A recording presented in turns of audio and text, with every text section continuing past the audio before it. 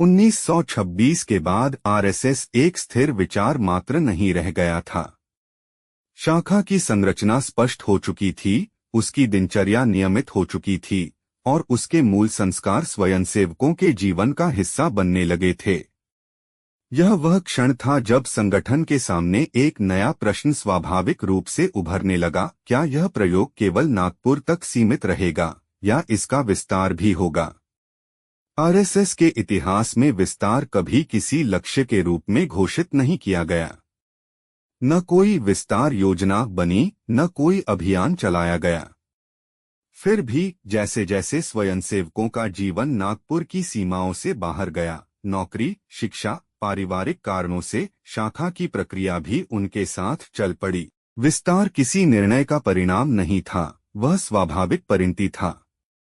यह विस्तार आदेश से नहीं, अनुभव से हुआ।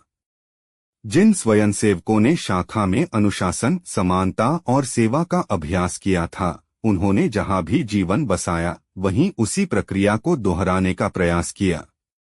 कोई उद्घाटन नहीं, कोई प्रचार नहीं, सिर्फ नियमित अभ्यास। एपिसोड 5 इसी यात्रा की कहानी है। यह उस क्षण से शुरू होती है जब आरएसएस नागपुर की भौगोलिक सीमा से बाहर निकलता है और धीरे धीरे एक बहुस्थानीय लेकिन वैचारिक रूप से एकीकृत संगठन का रूप लेने लगता है। यह कहानी शोर की नहीं, शांत निरंतरता की है। आरएसएस का विस्तार पारंपरिक संगठनों से मूलतः भिन्न था। यहां ऊपर से नीचे आदेश देकर शाखाएं नहीं खोली गईं। न ही किसी केंद्रीय कार्यालय ने यह तय किया कि कहां संगठन पहुंचेगा। डॉक्टर हेडगेवार का स्पष्ट मत था कि जो संगठन आदेशों से फैलता है, वह आदेश हटते ही सिमटने लगता है। आरएसएस में विस्तार का आधार था विश्वास। शाखा में प्रशिक्षित स्वयंसेवक पर यह भरोसा किया गया कि वह अपने विवेक और स्थानीय परिस्थितियों के अनुसार कार्य करेगा। यदि किसी स्थान पर शाखा लगाने की आवश्यकता और संभावना है, तो वही व्यक्ति बेहतर निर्णय ले सकता है जो वहां रहता है। यह विश्वास स्वयंसेवक को केवल प्रतिनिधि नहीं बनाता था, वह उसे उत्तरदायी बनाता था। शाखा लगाना कोई निर्देशात्मक कार्य नहीं था, बल्कि एक नैतिक जिम्मेदारी थी। इसी कारण जहां भी शाखाएं बनी, वे स्थानीय समाज से स्वाभाविक रूप से जुड़ी रहीं। यह मॉडल तत्काल विस्तार नहीं देता था, परंतु जहां संगठन पहुंचा, वहां टिक गया। आदेश की जगह विश्वास ने आरएसएस को एक ऐसा संगठन बनाया जो केंद्र के बिना भी कार्य कर सकता था। आरएसएस के विस्तार में सबसे महत्वपूर्ण भूमिका किसी समिति, किसी कार्यालय या किसी पदाधिकारी ने नहीं निभाई, बल्कि साधारण स्वयंसेवक ने निभाई। वही स्वयंसेवक जिसने शाखा में अनुशासन सीखा, सेवा का अभ्यास किया और सामूहिक जीवन का अनुभव पाया। जब यह स्वयंसेवक नागपुर से बाहर गया, किसी अन्य शहर या गांव में, तो वह अपने साथ केवल स्मृतियां नहीं ले गया। वह अपने साथ शाखा की प्रक्रिया, उसके संस्कार और उसका अनुशासन ले गया। यह विस्तार न तो योजनाबद्ध था, न ही घोषित। यह जीवन की स्वाभाविक गति के साथ हुआ। कई स्थानों पर प्रारंभिक शाखाएं बहुत छोटी थीं, 2 या 3 व्यक्तियों की। कभी कभी वे अनियमित भी रहीं, परंतु उनके पीछे एक गहरी समझ थी, पहले व्यक्ति तैयार हो, फिर संगठन आकार ले। यही कारण है कि आरएसएस ने संख्या के बजाय गुणवत्ता को प्राथमिकता दी। इस प्रक्रिया में स्वयंसेवक संगठन का वाहक बन गया। आरएसएस व्यक्ति के माध्यम से समाज में प्रवेश करता था, न कि संस्थागत ढांचे के माध्यम से। यही विस्तार का सबसे स्थायी मार्ग सिद्ध हुआ। आरएसएस का विस्तार किसी एकरूप ढांचे को हर स्थान पर थोपने का प्रयास नहीं था। शाखा की मूल संरचना समान रही। प्रार्थना, शारीरिक अभ्यास, अनुशासन। परंतु उसकी अभिव्यक्ति स्थानीय परिस्थितियों के अनुसार बदलती रही। कहीं शाखा सुबह लगती थी, कहीं शाम को। कहीं खुले मैदान उपलब्ध थे, कहीं विद्यालय के प्रांगण। कहीं भाषा और सांस्कृतिक संदर्भ अलग थे। आरएसएस ने इन भिन्नताओं को बाधा नहीं माना, बल्कि उन्हें स्वाभाविक विविधता के रूप में स्वीकार किया। यह लचीलापन आरएसएस को जीवंत बनाता गया। संगठन ने यह समझा कि यदि मूल मूल्य सुरक्षित हैं, तो बाहरी रूप में विविधता संगठन को कमजोर नहीं करती। उल्टे यह उसे समाज से जोड़ती है। इस अनुकूलन के कारण आरएसएस अलग अलग क्षेत्रों में अपनी पहचान बना सका, बिना स्थानीय समाज से टकराए। शाखा स्थानीय जीवन का हिस्सा बनती गई, न कि उस पर आरोपित संरचना। आरएसएस का विस्तार कभी तेज नहीं रहा। यह तथ्य अक्सर आलोचना का विषय भी बना, परंतु संगठन की दृष्टि में गति से अधिक महत्व स्थिरता का था। जहां भी शाखा लगी, वहां पहले व्यक्ति तैयार हुआ, फिर समुदाय से संबंध बने और अंततः संगठन ने जड़ें जमाईं। यह धीमा विस्तार संगठन को समय देता था, समाज को समझने का, स्वयं को परखने का और संबंधों को मजबूत करने का। यही कारण है कि आरएसएस का विस्तार किसी राजनीतिक लहर पर निर्भर नहीं रहा। वह समाज के भीतर धीरे धीरे समाहित होता गया।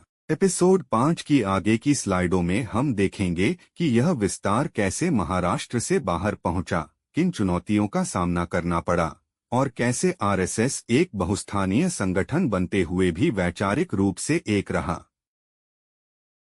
आरएसएस का पहला विस्तार महाराष्ट्र की सीमाओं से बाहर किसी एक निर्णय का परिणाम नहीं था। यह कई छोटे, लगभग अदृश्य कदमों की श्रृंखला थी। नागपुर में शाखा जीवन का अनुभव पाने वाले स्वयंसेवक जब अध्ययन, नौकरी या पारिवारिक कारणों से अन्य प्रांतों में गए, तो वे अपने साथ संगठन का ढांचा नहीं, बल्कि उसकी प्रक्रिया ले गए। यही प्रक्रिया प्रार्थना, शारीरिक अभ्यास और अनुशासन नए स्थानों पर शाखा की संभावना बन गई। प्रारंभिक वर्षों में यह विस्तार अनिश्चित और प्रयोगात्मक था। कई स्थानों पर शाखाएं नियमित नहीं हो पाईं। कहीं संख्या कम थी, कहीं संसाधन। फिर भी संगठन ने इस अस्थिरता को असफलता नहीं माना। आरएसएस की दृष्टि में यदि प्रक्रिया जीवित है, तो समय के साथ स्थिरता आएगी। यही कारण है कि विस्तार को कभी लक्ष्य नहीं बनाया गया। इस चरण में आरएसएस ने किसी क्षेत्र को प्राथमिक या रणनीतिक घोषित नहीं किया। जहां स्वयंसेवक पहुंचा, वहीं संभावना बनी। यह विस्तार किसी मानचित्र पर खींची गई रेखाओं से नहीं, बल्कि व्यक्ति की दैनिक दिनचर्या से आकार ले रहा था। यही इसे विशिष्ट बनाता है। विस्तार जीवन के साथ चलता था, योजनाओं के साथ नहीं। नागपुर से बाहर आरएसएस के सामने कई व्यावहारिक चुनौतियां थीं। सबसे पहली, संख्या। प्रारंभिक शाखाएं अक्सर बहुत छोटी थीं। 2 या 3 स्वयंसेवकों के साथ नियमितता बनाए रखना आसान नहीं था। दूसरी चुनौती थी संसाधन। न तो स्थायी स्थान थे, न सामग्री और न ही किसी प्रकार की संस्थागत सहायता। तीसरी और सबसे महत्वपूर्ण चुनौती थी स्वीकार्यता। स्थानीय समाज के लिए आरएसएस एक अपरिचित अवधारणा था। शाखा की दिनचर्या, उसका अनुशासन और उसका मौन कई बार संदेह उत्पन्न करता था। परंतु संगठन ने इन संदेहों का उत्तर संवाद या प्रचार से नहीं दिया। उसने धैर्य चुना। आरएसएस का विश्वास था कि यदि शाखा स्थानीय समाज के जीवन से जुड़ती है, उसके समय, उसकी भाषा और उसकी आवश्यकताओं के अनुरूप, तो स्वीकार्यता स्वतः आएगी। यही कारण है कि प्रारंभिक वर्षों में संगठन ने स्वयं को स्थापित करने की जल्दबाजी नहीं की। उसने समय को अपना सहयोगी माना। इन चुनौतियों के बीच शाखा का बने रहना ही आरएसएस की सबसे बड़ी उपलब्धि थी। संख्या बढ़े या न बढ़े, यदि शाखा जीवित है तो संगठन जीवित है। यही सिद्धांत इस चरण में संगठन को दिशा देता रहा। आरएसएस का विस्तार औपचारिक नेटवर्किंग पर आधारित नहीं था। न कोई क्षेत्रीय कार्यालय, न कोई प्रचार तंत्र। फिर भी स्वयंसेवकों के बीच संपर्क बना रहा। यह संपर्क व्यक्तिगत संबंधों पर आधारित था, मित्रता, सहकार्य और साझा अनुभवों पर। जब एक स्थान पर शाखा शुरू होती थी, तो उसकी जानकारी किसी आदेश के माध्यम से नहीं, बल्कि स्वाभाविक संवाद से फैलती थी। कोई स्वयंसेवक दूसरे शहर जाता, अनुभव साझा करता और वहीं नई संभावना जन्म लेती। यह नेटवर्क धीमा था, परंतु भरोसेमंद था। इस प्रकार आरएसएस ने एक ऐसा संपर्क तंत्र विकसित किया जो कागजी संरचनाओं पर निर्भर नहीं था। यह तंत्र परिस्थितियों के अनुसार ढल सकता था और संकट के समय भी कार्यशील रहता था। संगठन की यह अनौपचारिकता उसे कठोर बनने से बचाती थी। यह संपर्क केवल संगठनात्मक नहीं था, यह वैचारिक भी था। शाखा के अनुभव स्वयंसेवकों को एक साझा भाषा देते थे, अनुशासन, सेवा और समानता की भाषा। यही साझा अनुभव आरएसएस को भौगोलिक दूरी के बावजूद एक बनाए रखता था। आरएसएस का विस्तार एक ऐसे संगठन का उदाहरण प्रस्तुत करता है जो केंद्र के बिना भी समन्वित रह सकता है। यह संभव हुआ क्योंकि समन्वय आदेशों से नहीं, बल्कि साझा प्रक्रिया से उत्पन्न होता था। शाखा की दिनचर्या हर स्थान पर समान मूल्यों को जीवित रखती थी। केंद्र का अभाव अराजकता नहीं बना, क्योंकि स्वयंसेवकों के लिए यह स्पष्ट था कि क्या अपरिवर्तनीय है। अनुशासन, समानता, सेवा। और क्या परिवर्तनीय? समय, स्थान, स्थानीय रूप। इस स्पष्टता ने संगठन को स्वतंत्रता और स्थिरता दोनों दी। यह मॉडल पारंपरिक संगठनों के विपरीत था, जहां नियंत्रण केंद्र से होता है। आरएसएस में नियंत्रण प्रक्रिया के भीतर था। यही कारण है कि संगठन विस्तार के साथ साथ बिखरा नहीं, बल्कि अधिक सुसंगठित होता गया। इस चरण में आरएसएस ने यह सिद्ध कर दिया कि संगठनात्मक एकता के लिए भारी ढांचे आवश्यक नहीं। यदि मूल संस्कार स्पष्ट हो, तो संगठन स्वयं को समन्वित रख सकता है। आरएसएस के विस्तार का सबसे महत्वपूर्ण प्रभाव सामाजिक स्तर पर दिखाई देने लगा। जहां-जहां शाखाएं लगीं, वहां स्थानीय समाज में अनुशासन, सहयोग और सेवा की छोटी-छोटी पहलें दिखने लगीं। ये पहले बड़े आंदोलन नहीं थीं, परंतु उनके प्रभाव स्थायी थे। शाखा के माध्यम से स्वयंसेवक समाज के दैनिक जीवन में शामिल हुए, विद्यालयों, मोहल्लों और कार्यस्थलों में। यह उपस्थिति किसी पहचान के प्रदर्शन के लिए नहीं, बल्कि जिम्मेदारी निभाने के लिए थी। इसी कारण आरएसएस का प्रभाव धीरे धीरे पर गहराई से बढ़ा। यह सामाजिक प्रभाव संगठन की सबसे बड़ी पूंजी बना। आरएसएस किसी बाहरी शक्ति की तरह नहीं, बल्कि समाज के भीतर से उभरती प्रक्रिया की तरह पहचाना जाने लगा। यही पहचान आगे चलकर संगठन को बड़े संकटों का सामना करने में सक्षम बनाती है। 1920 के दशक के उत्तरार्ध तक आरएसएस का विस्तार एक नए चरण में प्रवेश करने लगा। प्रारंभिक प्रयोगों और अनियमितताओं के बाद कई स्थानों पर शाखाएं नियमित होने लगीं। यह परिपक्वता किसी निर्देश या लक्ष्य निर्धारण का परिणाम नहीं थी, बल्कि निरंतर अभ्यास और स्थानीय स्वीकृति से उत्पन्न हुई थी। जहां शाखा समाज के दैनिक जीवन से जुड़ पाई, वहां उसकी स्थिरता बढ़ी। इस चरण में आरएसएस ने विस्तार की गति से अधिक उसकी गुणवत्ता पर ध्यान दिया। संगठन के लिए यह महत्वपूर्ण नहीं था कि कितनी शाखाएं खुलीं, बल्कि यह कि वे किस प्रकार जड़ें जमा रही हैं। यही कारण है कि कुछ क्षेत्रों में विस्तार धीमा रहा, पर जहां हुआ, वहां टिकाऊ सिद्ध हुआ। परिपक्वता का एक संकेत यह भी था कि स्वयंसेवकों के बीच दायित्वबोध बढ़ा। शाखा अब केवल अभ्यास का स्थान नहीं रही, वह स्थानीय सामाजिक गतिविधियों का संदर्भ बिंदु बनने लगी। यह परिवर्तन संगठन को अगले चरण, व्यापक सामाजिक सहभागिता के लिए तैयार कर रहा था। विस्तार के साथ साथ नेतृत्व का प्रश्न भी स्वाभाविक रूप से सामने आया। आरएसएस में नेतृत्व का निर्माण नियुक्तियों से नहीं बल्कि प्रक्रिया से होता था। जहां शाखाएं नियमित हुई, वहां कुछ स्वयंसेवक स्वाभाविक रूप से मार्गदर्शक बनकर उभरे, अपने आचरण, अनुशासन और सेवा के कारण। यह नेतृत्व किसी पद का परिणाम नहीं था। उसे कोई औपचारिक अधिकार नहीं दिया गया, फिर भी वह स्वीकार्य बना। यह स्वीकार्यता विश्वास से आती थी, न कि आदेश से।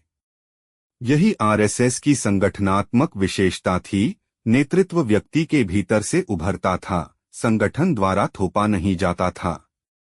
इस उभरते नेतृत्व ने विस्तार को दिशा दी। नए क्षेत्रों में शाखाएं लगाते समय ये स्वयंसेवक स्थानीय परिस्थितियों को समझने और उसी के अनुसार कार्य करने में सक्षम थे।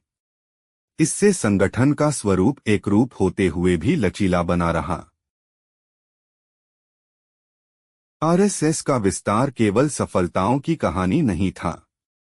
कई स्थानों पर प्रयास असफल भी हुए। कहीं शाखाएं बंद हो गईं, कहीं संख्या नहीं बढ़ पाई। संगठन ने इन स्थितियों को विफलता के रूप में नहीं बल्कि आत्ममूल्यांकन के अवसर के रूप में देखा। आरएसएस की एक विशेषता यह थी कि वह अपने अनुभवों से सीखता था। यदि किसी स्थान पर शाखा नहीं चल पाई तो संगठन ने यह प्रश्न किया, क्या प्रक्रिया सही थी? क्या स्थानीय समाज से जुड़ाव पर्याप्त था? यह आत्मविश्लेषण संगठन को परिपक्व बनाता गया। यह दृष्टिकोण आरएसएस को आत्ममुग्ध होने से बचाता था। संगठन जानता था कि विस्तार का अर्थ केवल बढ़ना नहीं बल्कि सही दिशा में बढ़ना है। सीमाओं की यह स्वीकृति आगे चलकर संगठन की दीर्घकालिक स्थिरता का आधार बनी।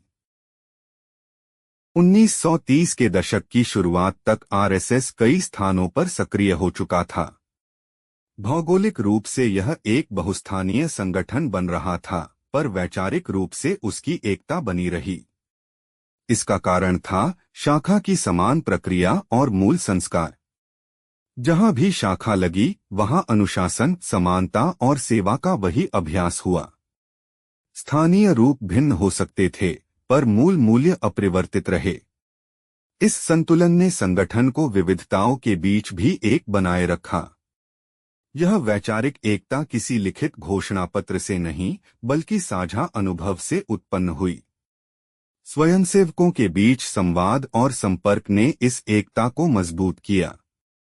यही कारण है कि संगठन का विस्तार बिखराव में नहीं बदला। एपिसोड 5 के इस चरण में आरएसएस विस्तार की प्रारंभिक अवस्था से आगे बढ़कर एक परिपक्व संगठन के रूप में उभरता दिखाई देता है। शाखा की प्रक्रिया स्थिर हो चुकी थी, नेतृत्व उभर चुका था और संगठन अपनी सीमाओं को पहचानने लगा था। यह सब मिलकर आरएसएस को अगले, अधिक चुनौतीपूर्ण चरण के लिए तैयार कर रहा था। आने वाले वर्षों में आरएसएस को केवल विस्तार नहीं बल्कि बड़े सामाजिक और राजनीतिक परिवर्तनों का सामना करना था।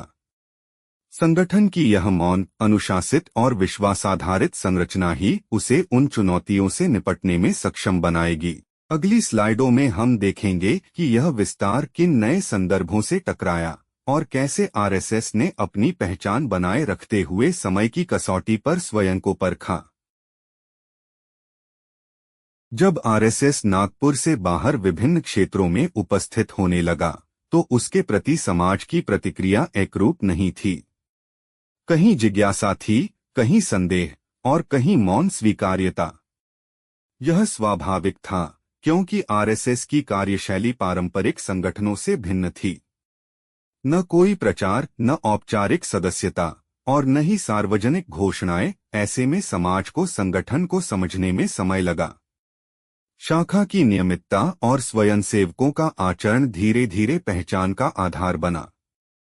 जहां स्वयंसेवक स्थानीय जीवन में अनुशासन, सहयोग और सेवा के उदाहरण प्रस्तुत करते, वहां आरएसएस को एक जिम्मेदार सामाजिक प्रक्रिया के रूप में देखा जाने लगा। यह पहचान किसी अभियान से नहीं बल्कि अनुभव से बनी। कई स्थानों पर प्रारंभिक गलतफहमियां भी रहीं। अनुशासन और मौन को कठोरता समझा गया। परंतु समय के साथ यह स्पष्ट होता गया कि शाखा किसी बाहरी शक्ति का प्रतिनिधित्व नहीं करती, बल्कि स्थानीय समाज से ही निकलती है। यही स्पष्टता आरएसएस की स्वीकार्यता बढ़ाने लगी। इस चरण में संगठन ने समाज की प्रतिक्रिया को निर्देश नहीं, बल्कि संकेत की तरह लिया, कहाँ धैर्य चाहिए, कहाँ संवाद और कहाँ केवल निरंतरता। यही संतुलन आरएसएस को आगे बढ़ाता गया। आरएसएस के विस्तार का एक अनिवार्य तत्व था धैर्य। संगठन ने कभी यह अपेक्षा नहीं की कि समाज तुरंत उसे स्वीकार कर ले। शाखा का दर्शन ही दीर्घकालिक था। यही कारण है कि आरएसएस ने समय को अपना विरोधी नहीं, बल्कि सहयोगी माना। जहां जहां शाखाएं लगीं, वहां संगठन ने स्वयं को समाज पर थोपने का प्रयास नहीं किया। उसने पहले सुना, समझा और फिर धीरे धीरे जुड़ाव बनाया। यह धैर्य संगठन को अस्थायी लोकप्रियता से वंचित कर सकता था, परंतु स्थायी स्वीकृति देता था। धैर्य का यह अभ्यास स्वयंसेवकों के व्यवहार में भी दिखता था। वे परिणामों की जल्दबाजी में नहीं थे। शाखा की निरंतरता ही उनके लिए पर्याप्त थी। यह मानसिकता संगठन को उतार चढ़ाव से सुरक्षित रखती थी। इस दृष्टिकोण ने आरएसएस को एक ऐसा संगठन बनाया जो संकटों में भी विचलित नहीं होता। समय के साथ यही धैर्य उसकी सबसे बड़ी रणनीति सिद्ध हुआ। आरएसएस के विस्तार की प्रक्रिया ने संगठन को यह भी सिखाया कि हर स्थान पर समान गति संभव नहीं होती। कुछ क्षेत्रों में सामाजिक परिस्थितियां अनुकूल नहीं थीं, कहीं सांस्कृतिक दूरी थी, तो कहीं संसाधनों का अभाव। संगठन ने इन सीमाओं को स्वीकार किया। आरएसएस ने यह समझा कि विस्तार का अर्थ हर जगह पहुंचना नहीं, बल्कि जहां पहुंचा जाए वहां सार्थक रूप से जुड़ना है। यह संतुलन संगठन को आत्मसंयम सिखाता गया। शाखा की प्रक्रिया ने स्वयंसेवकों को यह विवेक दिया कि कब आगे बढ़ना है और कब रुकना है। यह आत्मनियंत्रण आरएसएस को अतिविस्तार से बचाता रहा। संगठन जानता था कि बिना जड़ों के फैलाव स्थायी नहीं होता, इसलिए उसने अपनी सीमाओं को कमजोरी नहीं, बल्कि संगठनात्मक बुद्धिमत्ता के रूप में देखा। 1930 के दशक के मध्य तक आरएसएस एक ऐसे चरण में पहुंच चुका था जहां वह नागपुर केंद्रित संगठन नहीं रह गया था। वह कई स्थानों पर उपस्थित था, परंतु किसी एक केंद्र पर निर्भर नहीं। यह एक मौन अखिल भारतीय उपस्थिति की शुरुआत थी। यह उपस्थिति किसी मानचित्र पर खींची गई सीमाओं से नहीं, बल्कि साझा संस्कारों से परिभाषित थी। शाखा की प्रक्रिया हर स्थान पर समान थी, और यही समानता संगठन को एक सूत्र में बांधती थी। आरएसएस का यह स्वरूप बिना प्रचार, बिना सत्ता, भारतीय सामाजिक परंपरा से गहराई से जुड़ा था। यह संगठन समाज के भीतर रहकर काम कर रहा था, न कि उसके ऊपर। यही कारण है कि उसकी उपस्थिति धीरे धीरे पर गहराई से महसूस की जाने लगी। एपिसोड 5 के अंत तक आरएसएस विस्तार की प्रारंभिक यात्रा पूरी कर चुका था। शाखा की प्रक्रिया स्थिर थी, संगठन बहुस्थानीय बन चुका था और समाज के साथ उसका संबंध गहराता जा रहा था। परंतु आने वाले वर्षों में चुनौतियां और अधिक जटिल होने वाली थीं। 1930 के दशक का उत्तरार्ध और 1940 का दशक भारत के लिए निर्णायक सिद्ध हुआ। राजनीतिक उथल-पुथल, सामाजिक तनाव और ऐतिहासिक संकट, इन सब का प्रभाव आरएसएस पर भी पड़ना था।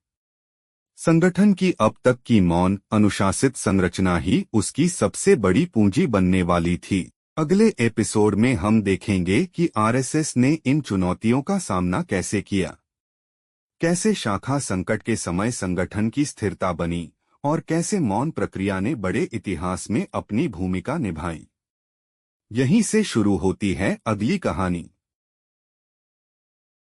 इतिहास की ऐसी ही अनकही परतों को समझने के लिए इस वीडियो को लाइक करें, इसे अधिक लोगों तक पहुंचाने के लिए शेयर करें और ऐसी ही शोधाधारित ऐतिहासिक कहानियों के लिए हमारे चैनल @RSS अनटोल्ड स्टोरीज को सब्सक्राइब करें।